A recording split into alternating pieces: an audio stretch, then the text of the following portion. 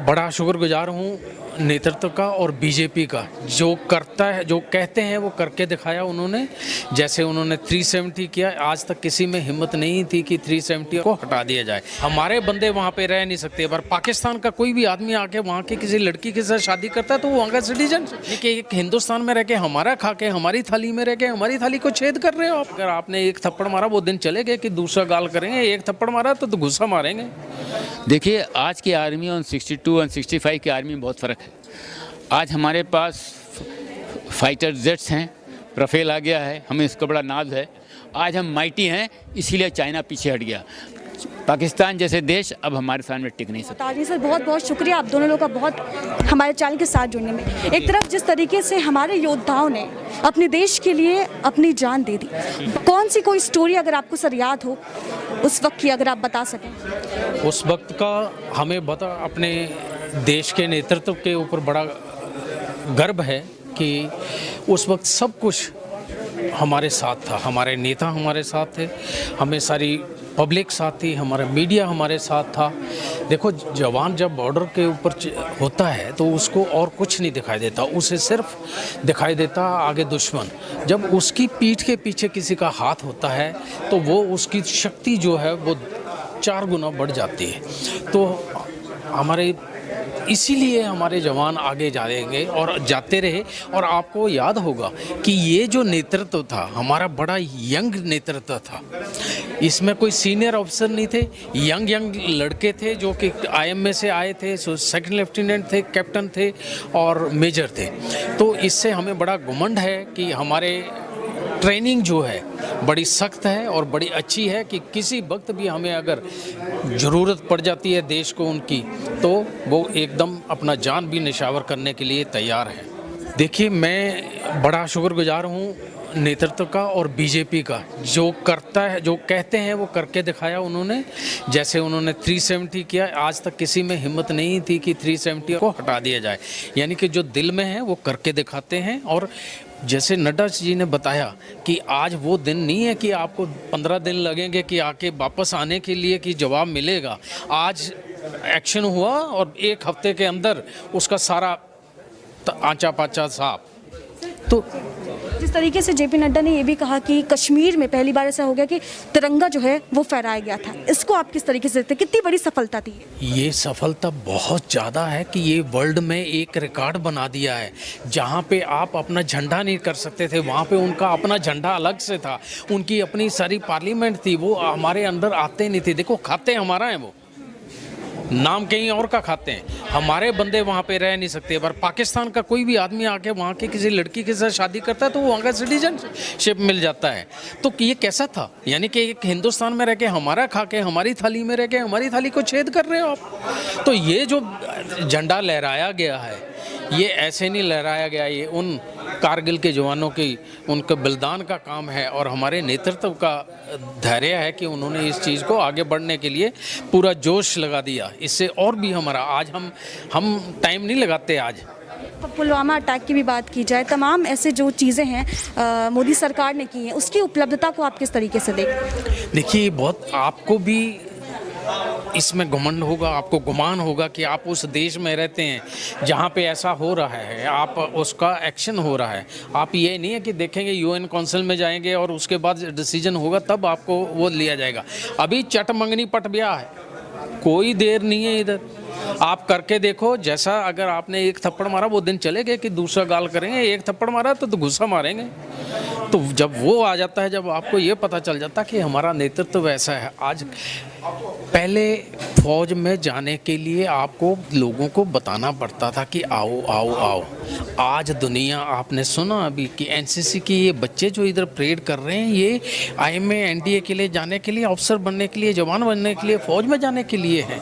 तो ये किसका असर है? ये वही असर है जो ईंट का जवाब पत्थर से मिल रहा है। उनको मालूम है कि अगर हम कुछ हो जाएगा।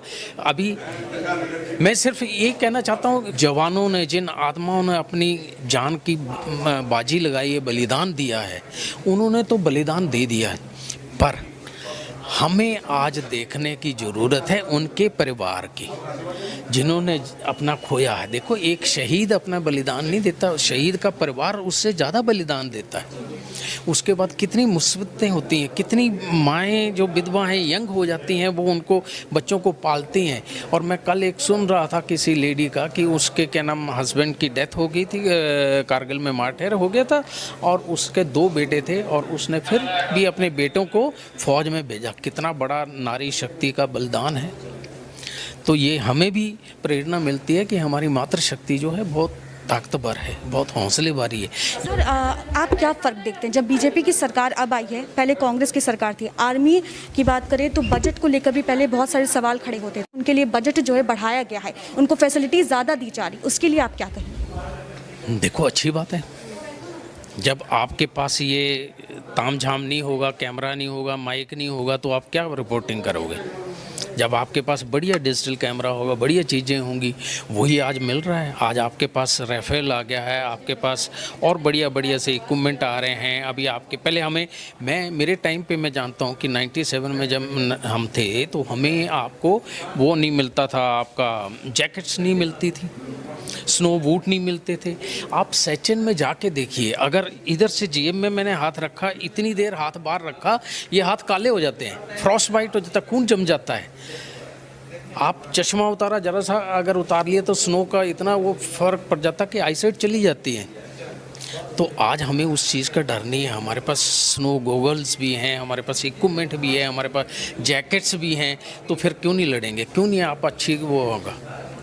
एक आखिरी सवाल आपसे ले चलती हूँ। मोदी सरकार का हमेशा से नारा रहा है कि जवान को सबसे ऊपर रखा है उन्होंने, हर चीज़ में उन्होंने आर्मी फोर्स को सबसे ज़्यादा ऊपर रखा। क्या कहेंगे आज जो है उनको उतनी ज़्यादा तवज्जो दी जा रही है, उतनी रिस्पेक्ट दी जा रही है, जितने भी उनके परिवार को, उनके परिवार के लिए बहुत कुछ किया भी जा रहा है, मेमोरियल भी खोला गया है बीजेपी सरकार की तरफ से, क्या कहेंगे आप? यही तो मैंने आपको कहा ना कि सारी अगर चीज़ें आपको अच्छी मिल रही हैं, आपको कैसे पता चलता जब आपका नेतृत्व आपके पीछे देख रहा है। देखो, मैं अगर शहीद हो गया हूँ तो मुझे नहीं मालूम है, पर आप आगे, मेरे बच्चे आगे हैं, मेरी वाइफ आगे हैं, उनको पता है कि अगर मेरा घर वाला चला गया, या मेरे पिताजी चले गए, या मेरा भाई चला गया, या मेरा बेटा चला गया है, तो हमारी कोई देखभाल करने वाला है। जब ये चीज़ आपको कॉन्फिडेंस हो जाता है तो आप खुल के आगे जाते हैं।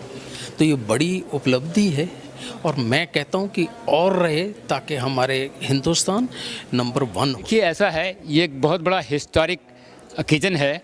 ये एक ऐसी विजय थी जो कि बहुत मुश्किल थी, और हिंदुस्तान को 2 महीने से ज़्यादा लड़ना पड़ा था। और यहाँ पर हमारे बहुत शहीद हुए, करीब 350 लोग शहीद हुए, लेकिन करीब 3-4 हज़ार पाकिस्तानी सैनिक मारे गए थे।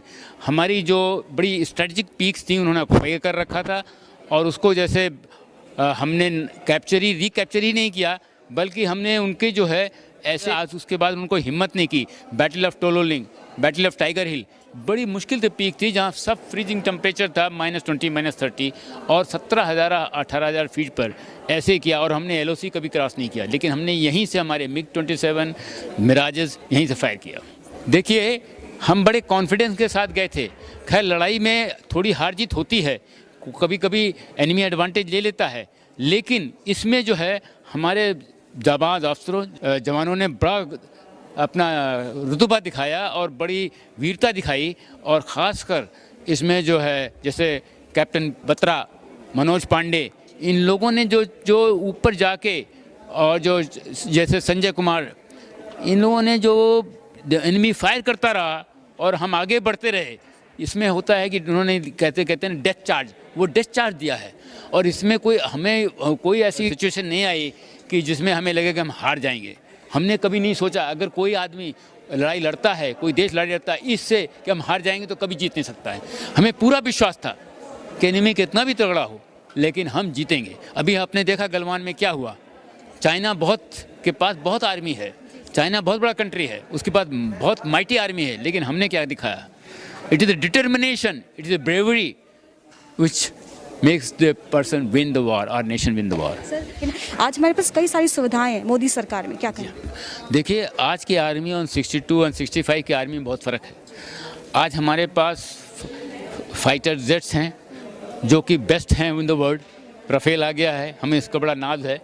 देन हमारे पास लेटेस्ट आर्म्स आ गए हैं सोल्जर्स के लिए, उनके पास प्रोटेक्टिव हैं, हाई अल्टीट्यूड क्लोथिंग है और मल्टी बैरल रॉकेट फायरिंग, इस तरह की जितनी इक्विपमेंट है अब इंडोनाइजेशन भी हो रहा है।